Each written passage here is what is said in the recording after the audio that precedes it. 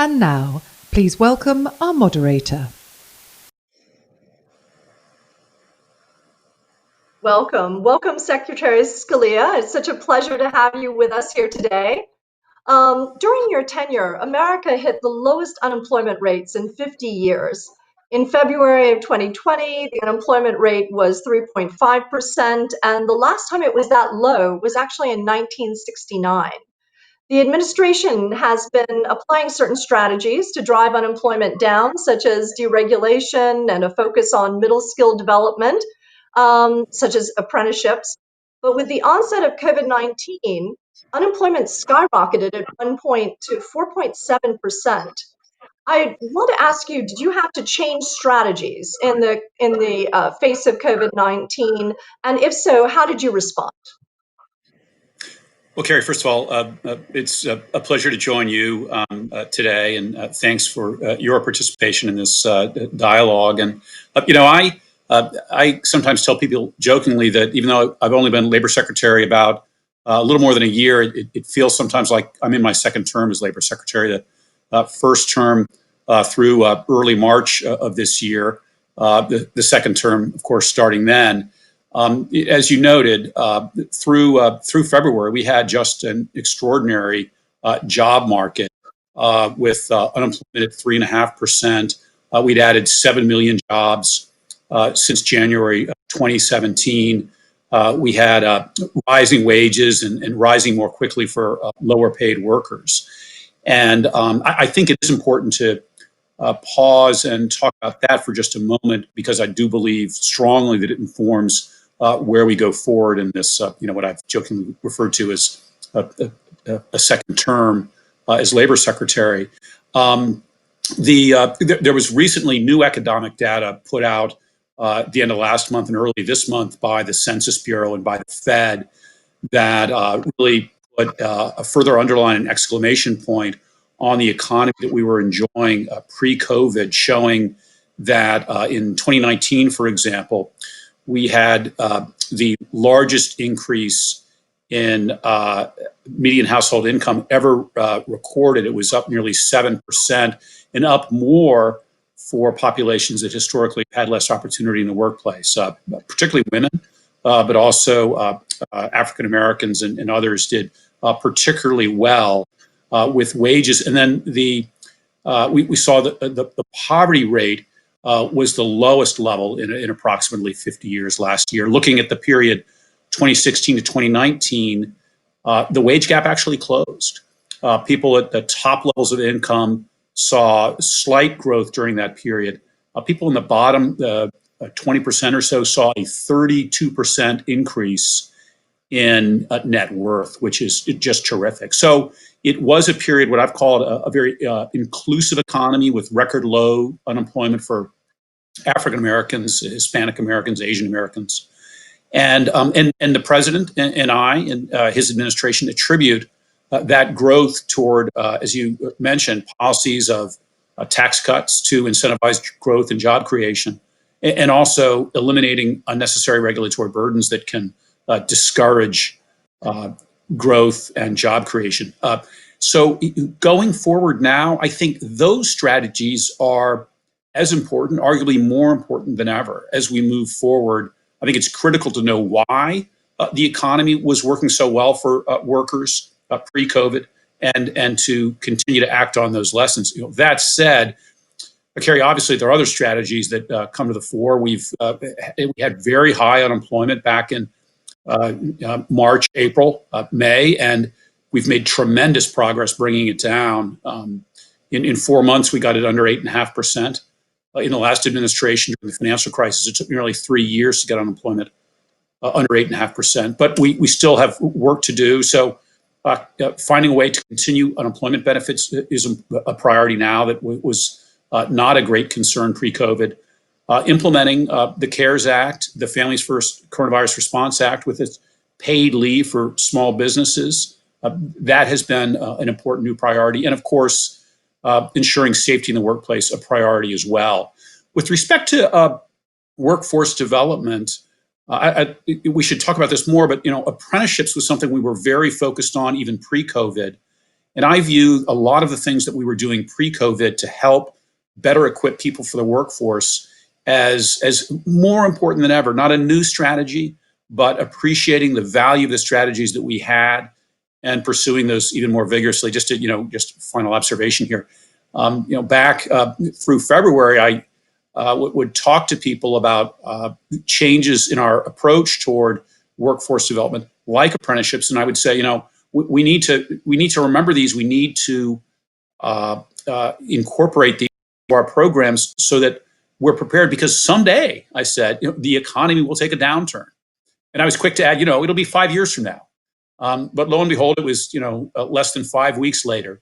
And I think some of the things that we were doing to help with workforce training, like apprenticeships pre-COVID, are certainly even more important now.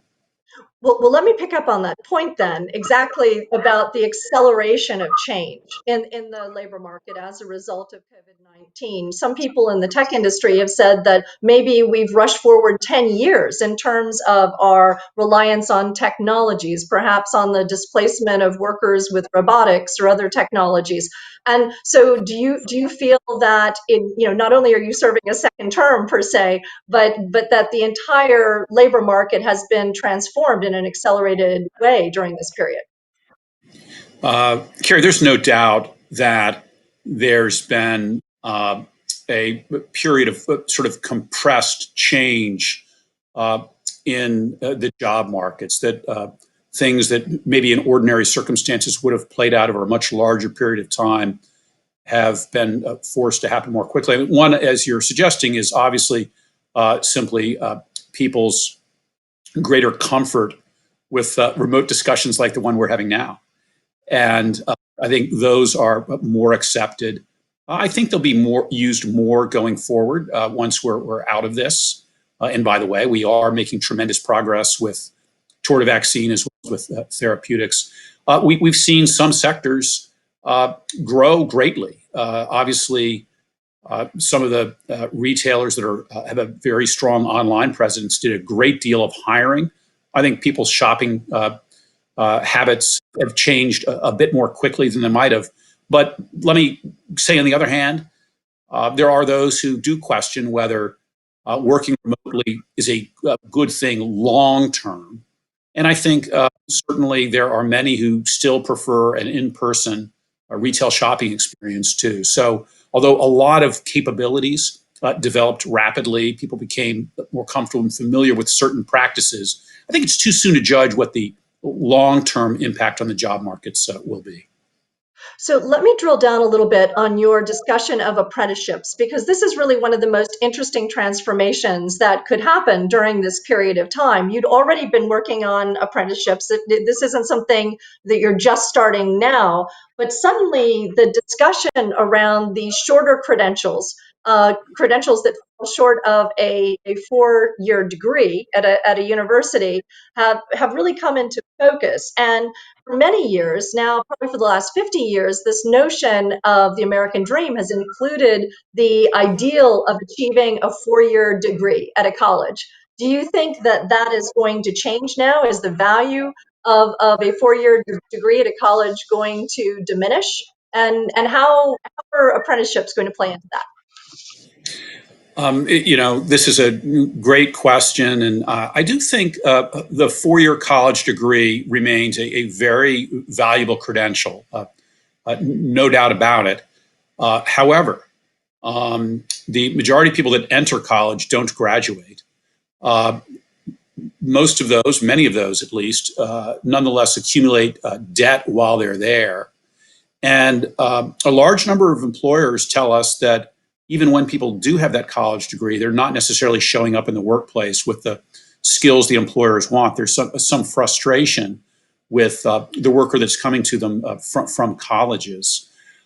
On the other hand, I think there is a growing appreciation for what experts in the field call different pathways into the workplace. I was down in North Carolina 2-3 weeks ago, meeting with some apprentices at a machine tooling plant down there.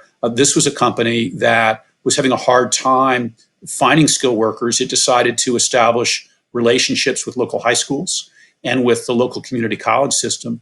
And it has now been able to use an apprenticeship program to meet the needs that it has. These are people that will come in their last year of high school, working in conjunction with their education at school, or will come after high school. And it's a 3 or 4 year program where they're getting paid both to learn on the job, they're working, but also they're getting some classroom instruction. That's the basic apprenticeship model. You earn while you learn on the job and in the classroom. For students, for young people, it's a way to gain an often highly valuable skill. People completing apprenticeships average are making $65,000, $70,000 a year. For employers, it's a way to give the workforce the skills that are really valuable to them to attract people. And then for me, as somebody who disperses a lot of money to the states to help with workforce training, when I know that funds are going to an apprenticeship, I can be more confident that there's a job there, that people are being trained for actual need, and indeed a need that will exist for some period of time, because the idea is the company's making a little bit of an investment for somebody that it thinks will spend years at the company. Just one last observation, these young people that I was talking to in North Carolina, there was one of them who had something like a 4.2 GPA, and his guidance counselor was telling him which colleges to apply to. He said, I like working with my hands. And it took a little bit of discussion to persuade the guidance counselor that maybe having this young man enter an apprenticeship was going to be the best thing for him. He loves the job. And he told me, I was able to buy a house, even though I'm just 21. So I think people's eyes are opening more to these opportunities. So I know we're going to dig into this more in the second panel, but there are a number of people, I'm sure, from various businesses listening to this right now who are thinking, yes, I have skilled labor needs that are not being met by necessarily the people who are coming to me from four-year institutions. I'd like to get involved with apprenticeship programs. How do they do that? What's the best step for businesses who would like to start creating their own apprenticeship programs? Well, you could certainly contact us. Apprenticeship.gov is a website that we have to address it. We at the Labor Department have what we call a registered apprenticeship program. We approve apprenticeship programs that meet certain criteria. A number of states do the same thing. So that is one way to establish an apprenticeship program. But we also adopted a rule earlier this year that I think is a very important step forward. It's called for what we call industry recognized apprenticeship programs. And the concept behind these, what we call IRAPs, is that rather than us in the government determining when an apprenticeship program is satisfactory, there can be accrediting bodies. These can be community colleges, these can be trade associations, labor unions, what have you. They can establish themselves as accrediting bodies with our approval. We approve them. And then they, in turn, can review and approve different companies' apprenticeship programs. We announced 18 of these standard recognition entities last month. I think it's a really promising launch. And Raytheon was the first company to have its apprenticeship program recognized as one of these IRAPs. And I mention it just because it's a company people know. It's a tech company, and I think reflects some of the fields we'd like to see apprenticeships move into more: healthcare, cybersecurity, technical fields. The apprenticeships are well established, say, in construction and other areas, but I think there's great room for growth elsewhere. And connecting with us at the department, learning about IRAP, I think, is certainly a way that companies can get there. Great. So I'd like to shift the conversation slightly right now and talk about the dignity of work. There are certain groups in society that even before COVID-19 were having a hard time finding traction in the job market: returning veterans, people returning from jails and prison, people who had various problems such as opioid addiction. And I know that you had programs that were focused on these groups before COVID. In the rush of trying to address all of the needs of COVID-19, where do these programs stand? Were they intensified? Have they been put on a back burner? How are these ongoing needs in our employment being addressed?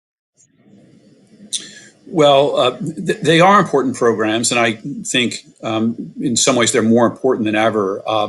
Let me say that back in that pre-COVID economy, which was just so robust, one of the things that I liked about it most is that it was clear at the time that people who historically have had less opportunity were being drawn into the workplace by employers who were looking everywhere, high and low, and candidly, I think in some instances, were giving opportunities to people in the past they might not have. We had the lowest recorded unemployment rate for Americans with disabilities, and I thought that was a really important number. It said to me that employers were likely accommodating people they might not have in the past in order to hire them or to retain them. Likewise, we saw employers very open, more open to giving people who'd been in the criminal justice system a second opportunity. So there are all kinds of good things that come particularly to lower wage workers and people who've had greater challenges in the workplace, all kinds of good things that come from an economy like that. That's why I regard the highest priority as getting back there through some of the policies that I mentioned. And I should say too, we're definitely making headway. Unemployment is now under 8%. It's 7.9%. And we've put back 11.4 million jobs since April. Now, still work to do. But actually, when I visit workplaces, including one that I visited in Pittsburgh about a month ago, they're continuing to provide opportunities to young men and women who've had a brush with the criminal justice system. They've got open slots. A lot of the employers I visit, they're hiring. We had 6.5 million open jobs in August.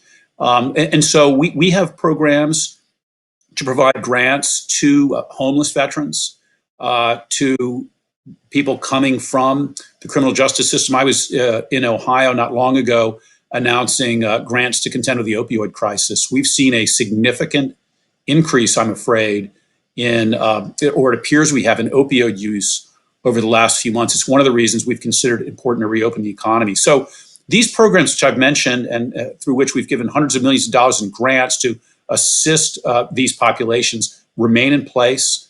That they're ever more important.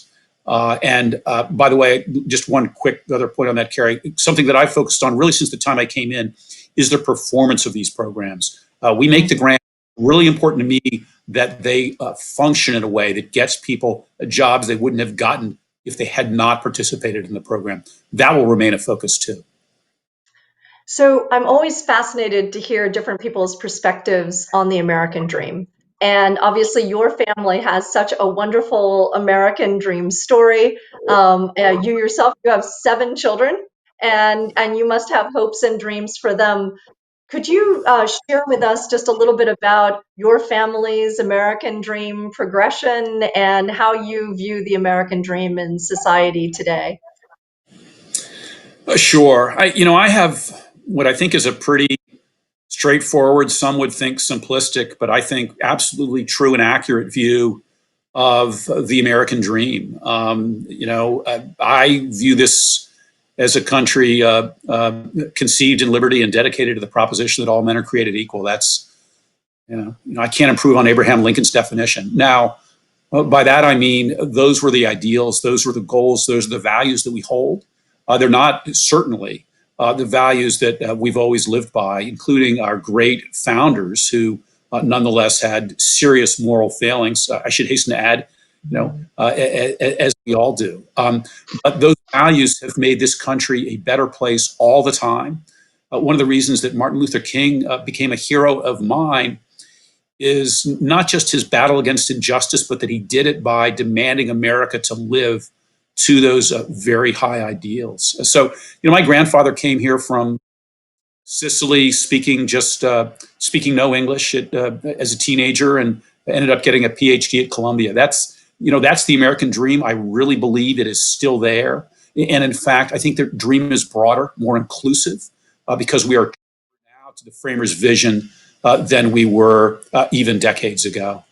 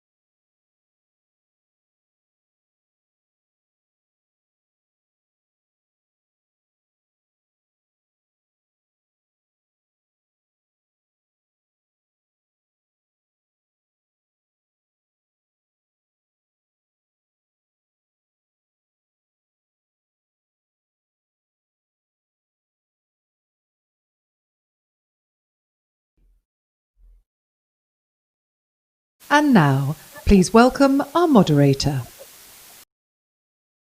Welcome. My name is Jane Oates, and I'm the president of Working Nation, a nonprofit that focuses completely on the world of the future of work and the skills that people need. So I can tell you with some authority that you're entitled to, you're going to hear a terrific panel. And to start off, I'd love to have the panelists join me and spend a few minutes introducing themselves and their organizations. Eloy, can I pick on you first? Of course, Jane. Hi, I'm Eloy Ortiz Oakley, Chancellor of the California Community Colleges, and it's a pleasure to be with you all today. And so excited to have you. Vivienne, can I go to you next? You're in my Brady Bunch box next. Yes, here I am to block. So I'm Vivienne Ming. I started my professional life as an academic, a theoretical neuroscientist, started a bunch of companies, and nowadays I run a philanthropic mad science lab, as we call it, and a huge percentage of our time are thinking about how artificial intelligence will affect the future of work. I love having a mad scientist on the panel. Thank you. And if I could, Steve, could I go to you next? Yeah, absolutely. First of all, I want to thank the Milken Institute for inviting me here. I'm Steve Isaac, President and CEO of the Aerospace Corporation. We are a research and development center, a nonprofit dedicated to America's space program, doing a variety of things across America's space activities. And you might consider me maybe the mad engineer for the stuff we do. I'm seeing a thread here that we're going to be mad, and I'll just warn our listeners, our viewers, that we have another panelist, Saritagupta, coming with us, but we're having a little technical difficulty. So when she flies in, we'll stop what we're doing and let her introduce herself after. As if on cue. Welcome. You're just in time to introduce yourself.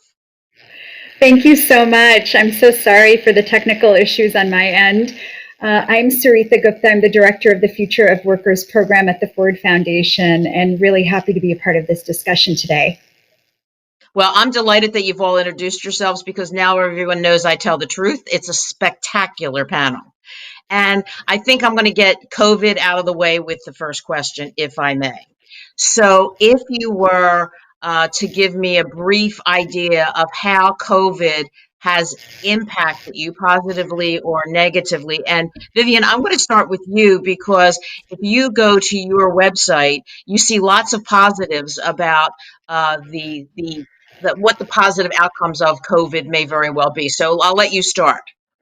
Sure. Well, let me start with, I run a very small lab with a number of young people here. And so when COVID-19 broke and suddenly all of my travel around the world was canceled, it was quite frankly kind of devastating. So, the potentially in some places 60% of small and medium-sized businesses that have disappeared, I know how that feels. At the same time, we can look at all of these trends pointing in different directions. And I think there have been some things that we could identify as positive. I know it's terrible to say so in the middle of a pandemic with job loss still haunting us, but we can look at how much we've gained recently and understand the knowledge gain in terms of how do we run a society in which people can't directly speak face to face, and what kinds of technologies can we develop that can actually advance being able to work under a wide range of conditions. But despite the lead in, I guess I do have to go with the tough. As Secretary Scalia was saying, unemployment was low before COVID-19, but actually the job participation was also very low. So in other words, really what was going on is very few people were actively looking for jobs that wanted them. Nearly 2 out of 5 people just had given up, and that number's only increased with COVID-19. So how do we build an economy in which people feel like there is a job for them, that there's something they can do? We are clearly running into a K-shaped recovery, where some of us that are working in what I often call the creative economy are doing, in some senses, wonderfully well. and others that need to work in person, that need to work in machine lines or with other people. This has been a phenomenally challenging time. And the impacts of unemployment today are going to ripple out during the 81-82 recession.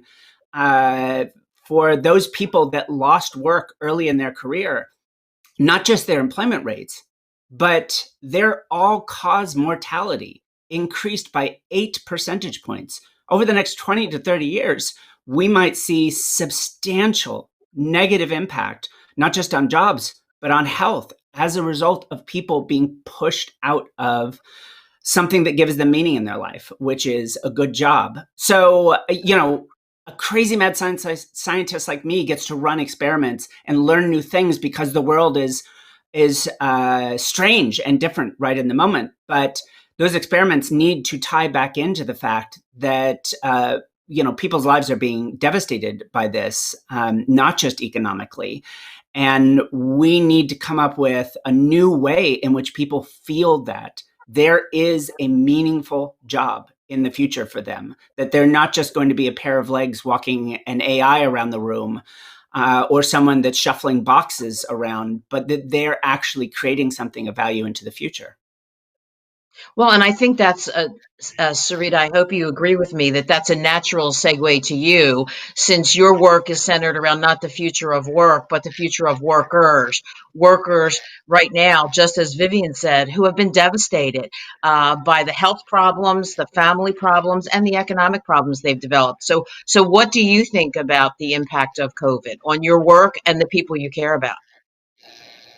Yes, absolutely. So much of what Vivian said has resonated. COVID put a spotlight on the long-standing inequities that have long caused our economy to deliver inequitable growth. This is why we're seeing people in lower-paying jobs being laid off at far higher rates. People of color, especially Black, Latinx, and Indigenous people, contract and die from COVID-19 at disproportionately higher rates. One bright spot is that COVID has reminded us all how essential frontline workers are. The people who stock our grocery stores, deliver our packages, and care for our aging parents have literally kept our economy and society functioning during this pandemic. We want to see the 7 p.m. clapping turn into a better future for these workers. We've also seen a number of companies take bold leadership in the face of this pandemic. For example, we're currently working with a few Fortune 100 firms that are asking what corporate America can do around health and safety in the face of the next wave of the pandemic. This is about PPE and paid sick leave for all, but also it's about engaging with frontline workers directly to build safer workplaces and communities together. Well, and that worker safety, I mean, when Vivian brought up the low labor market participation rate pre-COVID and just exacerbated during COVID, worrying about whether you're going to be okay on the workplace is a serious concern. Steve, what have you done at Aerospace Corporation to make people feel not only safe, but welcome and valued? Yeah, it's a good question. I think it's not only COVID we're having to deal with, but as I talk to my workforce, I talk about the fact that biggest pandemic in 100 years, biggest economic dislocation in this country in 90 years. We're seeing issues of racial injustice, the biggest in 50 years. Any one of these things would be huge in 1 year, and we're having all three of them happen at the same time. For us as a corporation, as I'm sure was true throughout much of corporate America, the idea of going and working from home as a teleworker seemed like a really bad idea. I don't think most managers are open to it. Most customers, I think they would say, hey, why can't you come into work to get the work done? And so I think we've gone from a model that seemed impossible, that virtually overnight allowed us to change things, and allows us to adapt in a way that, as we have individuals that are at high risk because of the pandemic, who have family members, who are at risk, who have children that are working from home, allowed us to open up, brand new possibilities. I'll just give a couple of quick examples. For us, we're in the space business. We actually launch rockets for a living, and as you see on TV, you have a lot of people clustered together at mission control centers to get these vehicles launched. Those are not the safest conditions in a COVID environment.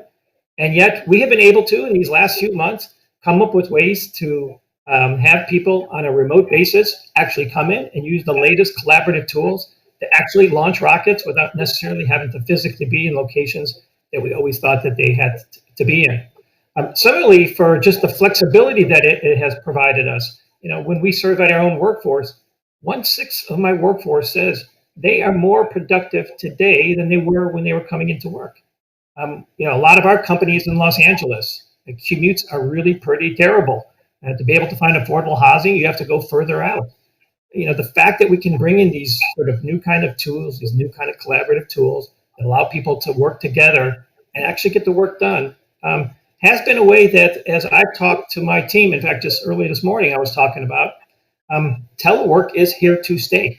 And there are things that we're learning in this COVID environment that we should capture and keep.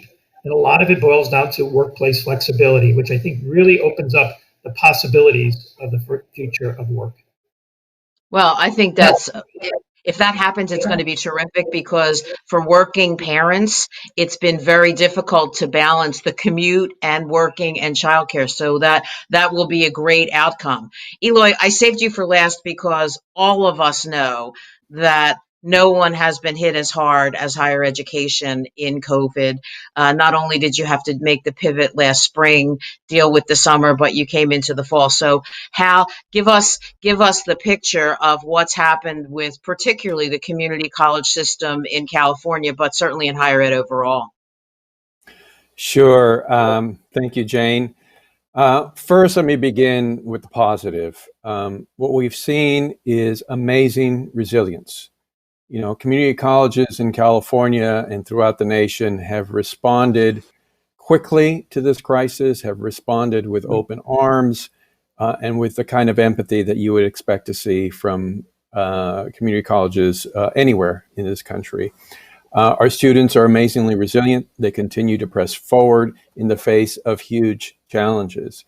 And a lot of those challenges have been addressed, but let me make clear, our colleges serve some of the hardest hit communities in all of America. These are low-income communities of color that have seen tremendous impact from the pandemic, huge impact from the economic crisis that followed.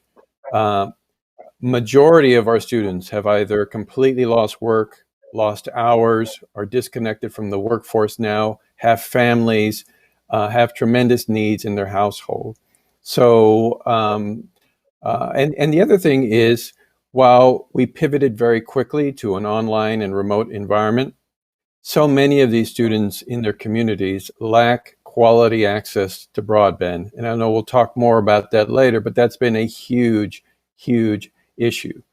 The good news is that all these issues have been highlighted all at once. The systems that we have in place that we know have created barriers for low-income students and students of color have been highlighted. The huge impact economically that the communities that these students come from has been highlighted. The income gaps, the opportunity gaps. So we clearly see the challenge, and we're hopeful that that at some point an administration begins to invest in these communities. We've been wrestling with distributing CARES Act funds to all of our students. We've been wrestling with finding opportunities for them. So we're very hopeful that by highlighting this huge demand, these huge inequities, we'll begin to address them. I will end with one, really wonderful story that we came across yesterday, which is this has really opened the eyes of philanthropists. Yesterday, we received a $100 million gift from the J. Pritzker Foundation to support the most under-resourced communities, most under-resourced students in our state. So this is a wonderful testament to the empathy and support that we're feeling from communities throughout California and across the nation. And I hope that continues because these students really are the future of America. And I'm hopeful that we can give them the support that they need to push through this crisis and begin to thrive in the economy that's being created. Well, congratulations on the gift. And absolutely, philanthropy is going to be such a big part of the recovery. But I think you need to take a moment to pat yourself on the back, because people don't give gifts like that unless they're sure they're going to be put to good use. And you at the California community colleges, you hit it out of the park every time. So congratulations, but do take a small victory lap. So much of what each of you said brought up other questions, but the big one I think that we need to deal with right now is the fact that while we're going through COVID and the health crisis, the economic crisis, we're also going through the crisis of racial injustice. And sadly, too many had to give their lives before we took that matter seriously. So again, people-centered here, but how do you think we build a new better, a new normal that's more equitable and fairer and that gives voice to all? And Sarita, I'm going to go to you first because, shame on LinkedIn for telling everybody all our secrets, but you were also a leader in the U.S. Student Association. So I know you care about student voice and giving voice to people who don't normally have it. So I'm going to go to you first, but I really want I think everybody has something really valuable to add on this equity question. Yeah, thank you so much. That's hilarious that you looked me up on LinkedIn and saw that. I am very committed to voice and agency and all of that. But just to say, in this moment, I think there's a lot of opportunity that we're seeing in moving the conversation forward about racial justice, and I would say racial and economic justice, and some of the really incredible conversations about diversity, equity, and inclusion right now. In that work, from the perspective of the Ford Foundation, we have been, we encourage companies to consider both internal and external commitments to some of the diversity, equity, and inclusion work that they're doing as one way in which we begin to address some of the racial and economic justice challenges. For example, internally, how can you increase diversity on your board and senior leadership team? How can you ensure the lower level jobs in your company, the security guards or cleaning staff, allow for your employees to live a decent life? Externally, what's going on in your supply chains? Are your company dollars supporting your efforts to improve diversity and economic equity, or are they unintentionally supporting business practices that work at cross purposes? And what can you do beyond philanthropy? As recently, we've seen a number of large financial institutions launch funds that invest in people of color-owned businesses and aim to help close the racial wealth gap. And finally, how do you make your commitments public and disclose information? The pressure to disclose human capital data is growing, and there will be an advantage to companies that get ahead of this. So, I based my answer really on what can the business community do, and I'll just say what we've seen from our grantee partners is just an incredible commitment to helping to move the discussion forward about how to ensure that more vulnerable communities, more people of color, people with disabilities, women are really in the forefront of shaping what the future holds in terms of policies and practices, and that's what we're observing and seeing, and gives me hope in this moment. I think it gives all of us hope for a better future. But Steve, you're the lone employer here. And don't worry, I stalked you too. And I know that your company has been one of those corporations that Sarita just inferenced.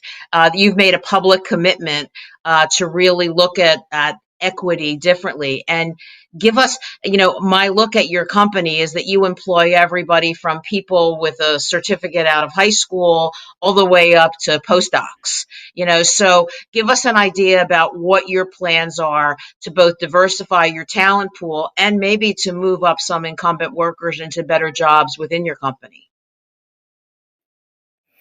Yeah, let me just sort of start off why I really think this is an important issue, and I don't think I'm alone in an industry in thinking this way.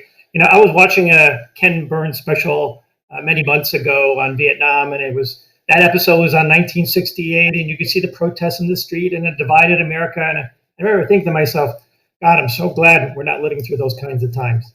But that's exactly where we are. And what's been so disheartening for me is to find ourselves essentially saying, where have we come in the last 50 years?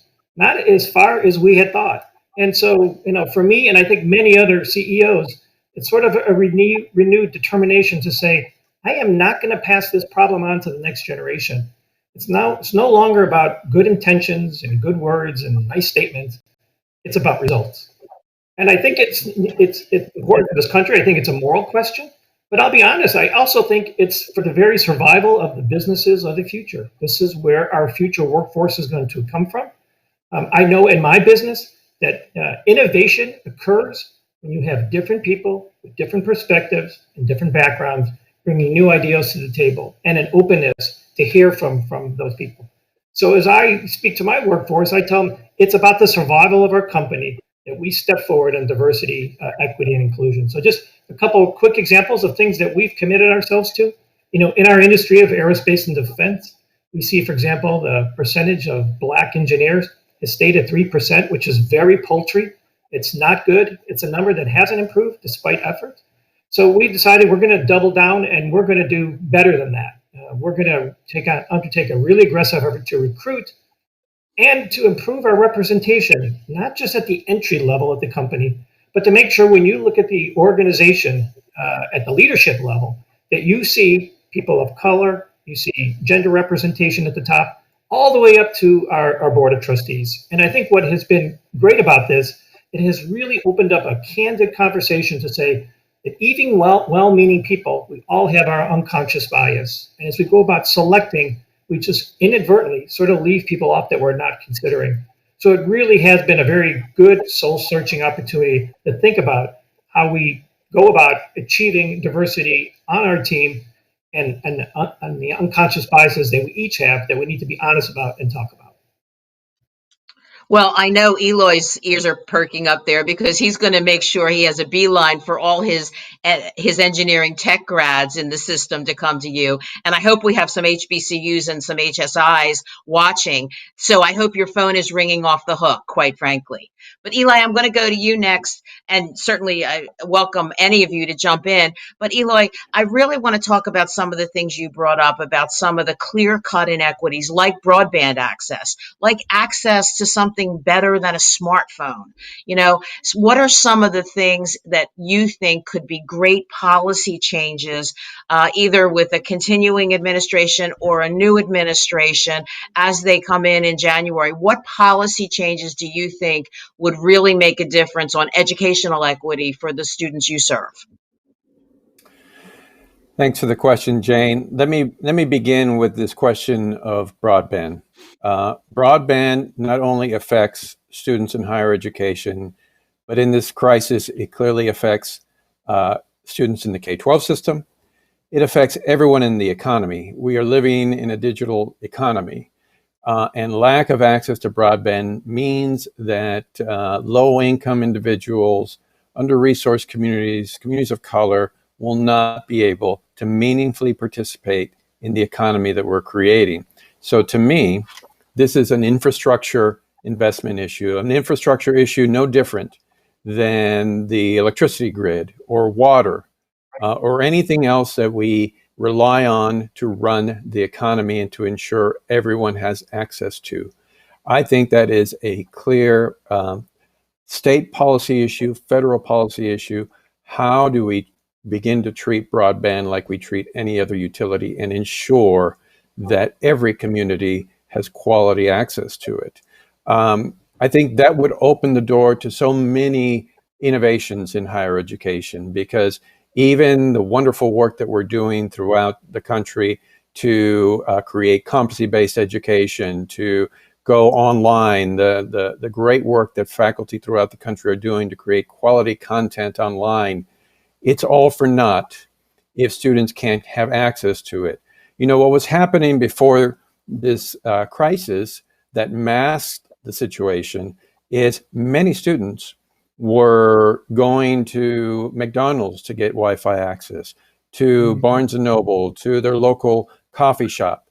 And when the pandemic hit and everything shut down, we realized that these students have been barely getting by trying to find every way possible in order to maintain access to quality Wi-Fi connection. So this has really opened that door.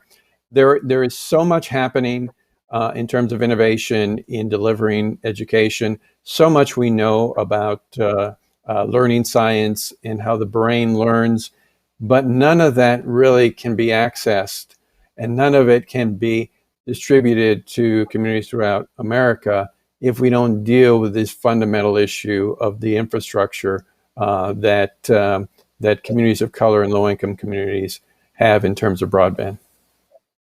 Well, thank you for you put a great point on that. Vivian, I'm going to come and torment you a little bit because in your mad science world, when you're talking about things that we know, data analytics and cybersecurity, we know those kinds of jobs, but AI, is scary. And many of the first developments that we've seen with AI were not culturally or racially sensitive. So, we read all these crazy stories that someone couldn't be recognized because the people developing the algorithms weren't people of color. So you want to talk a little bit about how diversity really is going to impact your sweet spot in terms of technological advancement? I would be happy to. And I can give two examples. And the first one is the very first project in artificial intelligence I ever worked in. I was an undergrad, and I thought I was going to be a wet neuroscientist. I thought I was going to stick wires into cat brains, like you do. And this guy came in and did a demo, a guy named Paul Viola from MIT. And it was amazing. It was one of the first true real-time face trackers. You could hold up a dollar bill and it would track George Washington's face. You should throw a picture up of a whole crowd of people, and instantaneously it would find every face in the image. So he throws up a picture of the crew of the Enterprise, the original series, and it doesn't find one person. And I'm hoping by this point in American culture, we all know immediately who this person is. It's Uhura. It couldn't find her because of her dark skin. So the first real-time face tracker that uses an algorithm we still use today couldn't see people with dark skin. And he immediately apologized. This is a known problem. We will fix this. The excuse being it was trained on the internet, and in the 90s, the internet's overwhelmingly white. So we're going to fix this. Flash forward 10 years, I'm the chief scientist of one of the first companies doing AI for hiring. And we got a little bit of press, so people started calling me. And this reporter for the Wall Street Journal calls up and says, Dr. Ming, Google just labeled the black couple as gorillas. Is AI racist? And I said, it's pretty much like the rest of us. It depends on how you raise it. If it only ever sees white faces, guess who it won't see? And now we're even more than 10 years in the future from that example. And I'm sure many people in the audience have heard of this work coming out of MIT showing that production quality AI, stuff that's being used by police, it's being used by Border Patrol, it's actually being used in job interviews. I cannot tell you why, because there's no scientific basis for it. But this technology basically thinks all of the professional athletes in Boston have arrest warrants out for them because it can't tell the difference between their pictures and the pictures of wanted felons, largely because they're black. So, this is a very salient issue right now in artificial intelligence, is that not that we couldn't solve these technical problems, we could, but rather that in 20 years, it hasn't been a priority. That there just hasn't been the internal momentum in what started just as a science project and has turned into an entire industry. There hasn't been an internal need for that kind of change. And frankly, it's because people don't just look like me, but they look like me with short hair.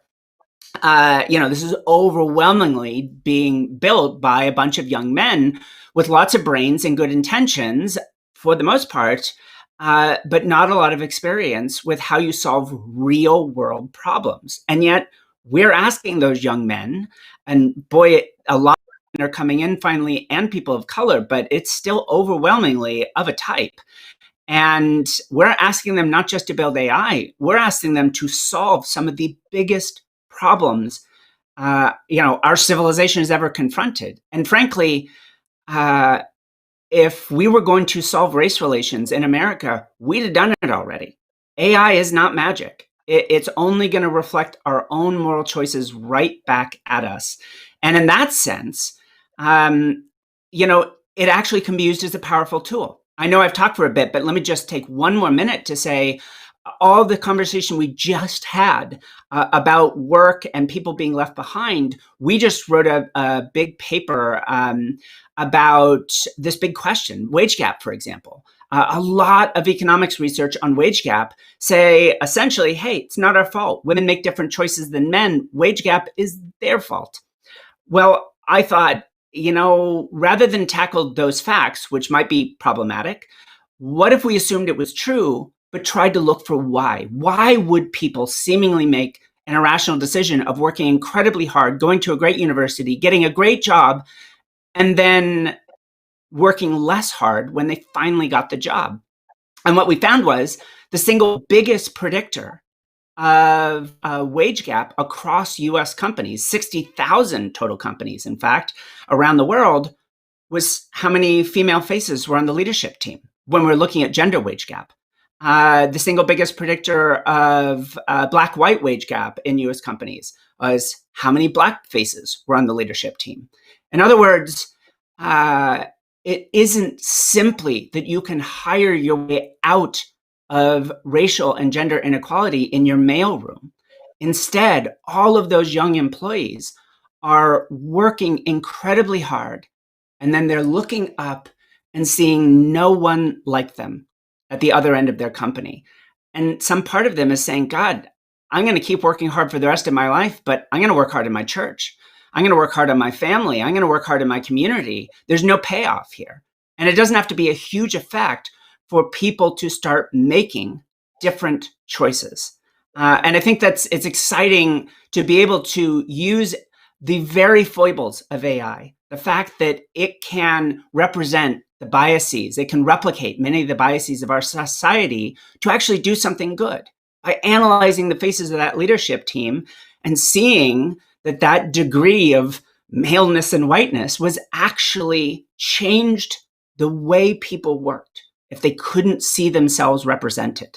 So AI can be scary and it can be problematic. But if you understand that it's only a tool, that we're the creative force that makes it either a powerful tool for productivity or for change, then we can take that back. And we could think about how we as human beings are going to solve problems using some of the most powerful tools that have ever been invented.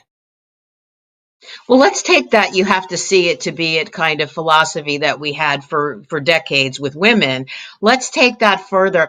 And Eli, let me just go back to you. What kinds of experiences do you think have to change in education, period, in order to give young people and not so young people, career changers, the vast menu of job opportunities that are out there, and maybe even the skills walk to what they are now to what they could be? Yes. So, a lot of what we just heard really relates to higher education as well. We need to move from a selective system of higher education to an inclusive system of higher education. We need to rethink our value structure. We have inherited a value structure that focuses value and attention on the most exclusive institutions rather than the most inclusive institutions, which really do the work of democracy. And then taking that beyond that, how do we think about this issue of a college degree and rethink what is it of value that we are giving students? And the reality is, we want to see a demonstration about competency. So we need to move to a structure that values competencies.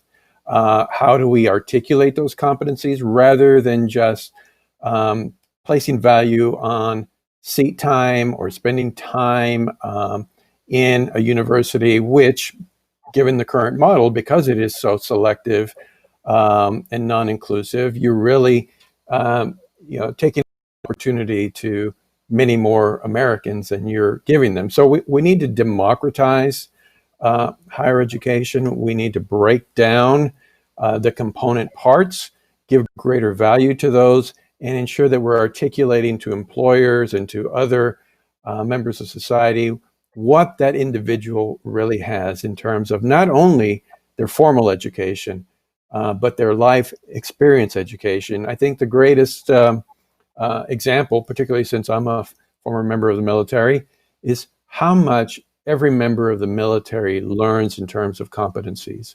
But we very rarely articulate that to higher education. We have no means of articulating it because all we value is time in our classrooms rather than the competencies that have been learned, that have been earned, and that have been demonstrated. We need to get to a system that gives greater value to that aspect of higher education.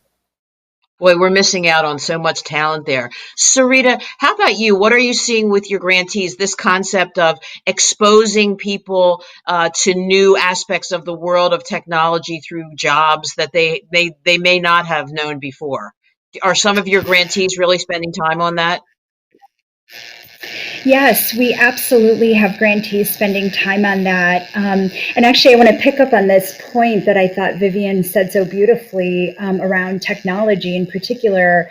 It really aligns with our belief at Ford, which is we believe that technology is not a predetermined phenomena that happens to us. It's actually something we can and must shape. We also believe that technology can mutually benefit a broad set of stakeholders, employers, workers, consumers, and investors alike, when they all have a say in shaping technology design, development, implementation, and financing, as well as the policies that govern technologies in the workplace. That's what we've been seeing our grantees really lean into. However, while technology often functions as a disruptor for different stakeholders, we do not always see it disrupt in ways that address the concerns of workers. And I think Vivian gave some great examples of this. Therefore, there seems to be this myth often that workers and some of our grantee partners are anti-technology, but nothing can be farther from the truth. We have numerous examples of worker organizations taking things into their own hands and developing their own tech to address needs like building digital peer support communities. As we've seen, one of our grantee partners, United for Respect, has created a Work It app, or accessing benefits like we've seen the National Domestic Workers Alliance create through their Alia platform. They want to develop collaborations with the tech industry.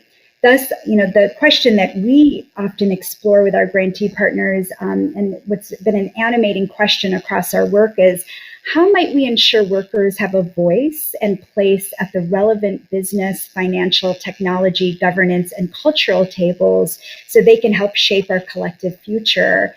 And in fact, we're going to be kicking off a new effort with IDEO for companies that are interested in bringing workers directly into the design and implementation of workplace technologies, such as through human-centered design processes. And we'd absolutely love to partner with anyone on this call, but also those who are watching. So please reach out to us if this is of interest. But that's really how we're starting to see the work around technology develop across our grantee partners. Well, and I would be remiss Jane. if I didn't stop and mention Ford, what a great job you're doing retraining your own workers as you move into electric vehicles and, batteries and things like that. So congratulations. Vivian, yes. I was just going to say, if I could support what Sarita was just saying and actually tie it to Eloy, I forgive me for tooting my own horn here, but let's think about what I said. A bunch of papers written by Nobel Prize winning economists on wage gap, this age-old question, were bothering me. And so in my wild arrogance, I was able to analyze data from 60,000 companies all by myself and over the course of about 2 days. Imagine just 5 or 10 years ago, how much work would have gone into that project. But I was able to scratch that itch and then write an entire paper about it. Imagine a workforce that is able to do that. As Sarita is saying, workers that want to make a change in the work that they're doing, and are actually empowered to do it. Empowered because we've changed the way management structure works, but empowered because they have tools that allow them to do that. And in that framework, to second everything Eloy was saying earlier, if we could look at education as lift rather than just as a piece of paper, if we could look at it as what kind of an education transforms someone's life, community colleges, state universities are the single biggest factor driving individuals from the lowest economic quintile to the highest. Whereas elite universities, while they do have wonderful anecdotal stories about people that came out of nowhere, for the most part, frankly, kids like mine are going to have a wonderful life almost no matter what. We should be investing in education as lift, using places like the California community colleges to transform people into that creative labor force that can then do all the things that Saritha was just talking about. Yeah, and I'm going to use your Lyft reference to get Steve in here, no pun intended, because I really love your company, not for the rocket stuff. I love it because I have no sense of direction, and you were instrumental in GPS, so thank you. But I want to ask you specifically right now what your company is doing in terms of exposing young people to the kinds of jobs that are in, the broader aerospace space, not just with your company, but all the opportunities that are there. Because I think I remember that you're doing some interesting stuff. Yes, in fact, I want to actually pick up on what Eloy was talking about earlier. So if you pick up, look at the news this morning, something very cool just happened yesterday. NASA had a spacecraft around an asteroid, and for the first time ever in our history, we went down and grabbed a sample off the asteroid. We're going to bring it back to Earth, and we're going to learn some of the earliest secrets of the formation of our solar system. Can't be more exciting than that. I usually see the excitement most on young people when they see things like that are going on there. Their eyes just light up. Yet here's the depressing statistic. From the latest information I was able to look at, the United States only graduated 4 students who are Black with PhDs in aerospace engineering. 4 for the entire nation. That is actually abysmal. And so you got to ask the question is, wait, what is happening from these young kids to the fact that we only get down to 4 PhDs? If you look at it more broadly in underrepresented groups, we just lose our students as they move up the chain. There's a way we teach and the way we sort of bring them in that sort of they walk away from what is, I believe, one of the greatest job opportunities in STEM and a very bright future for our nation. So I think a challenge to industry is not just for us to wait at the end of the pipeline and say, okay, who can we hire out of college? But we got to get off the sideline and play a very instrumental role. So, I, working with other CEOs that I've reached out with, we talked about the role that we need to play, that we compete against each other for talent. But if we're competing in a shrinking pool, it's just not going to work. If you look at the college level, it's really important not just to get these kids to want to pursue engineering and science degrees in college, but I usually find, particularly in underrepresented groups, a lot of the kids won't make it through those 4 years of going on to their grad programs because they have so many other demands on their life. And I find that perhaps one of the best retentions for those students is to give them internship opportunities, a chance to be on the of these various companies and work on things that keep that curiosity and excitement in what they're doing. And despite all the obstacles they're going to face in school, they're excited by the fact that they can do these exciting things. And in addition, we need to enhance our efforts at mentorship. And this is bringing people in industry to go out, reach out to these students, people that look like they look, and say, hey, it can be done. I've done it myself. It is an exciting career. You hang in there, and I'm happy to work with you. So, yeah, there are a lot of exciting things that are going on. But if you can't keep the excitement, you can't keep them focused, and if you can't mentor them at those critical moments, we won't achieve the goals we need for our nation. Oh, Steve, I hope every employer that's listening takes that. Paid internships make a huge difference, fellowships, and I would just add sponsorship. Once you hire somebody, making sure that somebody in senior leadership stays with them and says, what about adding them to this meeting? So we have 5 minutes left, and we have so much to talk about. But I want to talk about partnerships. If partnerships have to change post-COVID to be more impactful? What do you think has to happen? Because all of you are partnering with people all over the place now.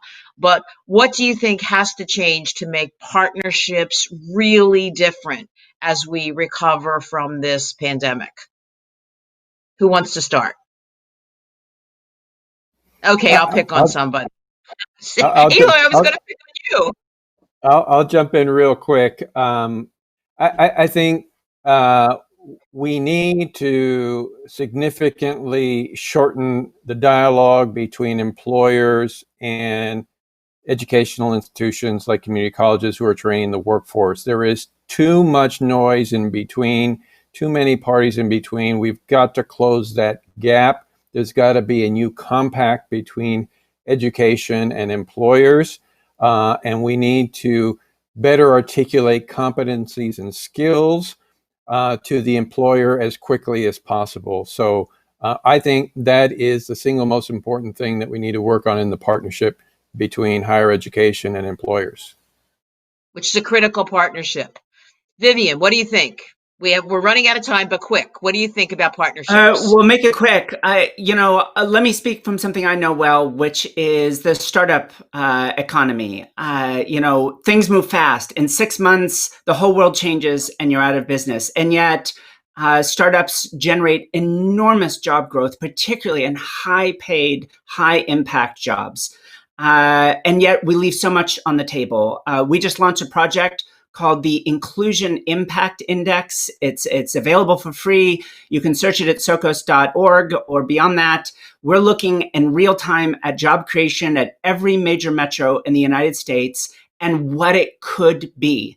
For example, we see if women had the opportunities that just the best metros in the US provide, there'd be 20 million more jobs created in the United States.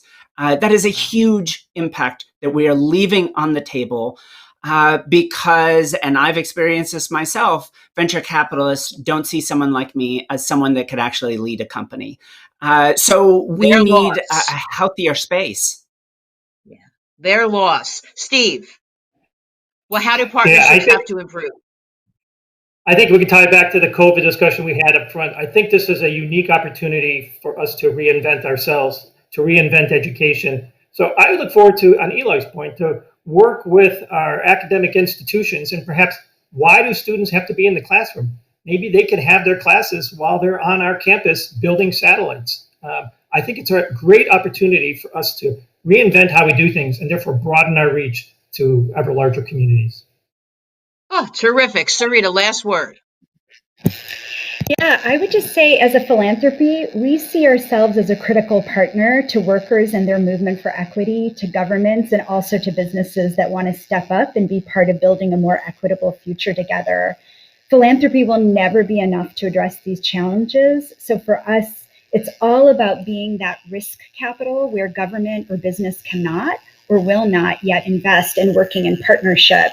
And I'll just say this conversation, it's important for us to recognize, as we have, skills and training didn't cause these problems that we've talked about today. So skills and training can't be the only solution. As we ask workers to become lifelong learners and upgrade their skills, we also need to upgrade the quality of our jobs. No one working full-time should ever live in poverty. This is so basic, yet it's still not the reality in our country. So we need to build partnerships to address that.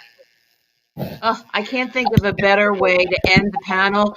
Thank you so much. I speak for everyone who was listening. You're all amazing. Everybody should stay in touch with you. I know I plan on doing it. Thanks so much to Milken for making this possible and helping us put this panel together. And we look forward to hearing from each of you again. And believe me, I'll stalk all of you. Thank you. Thank you.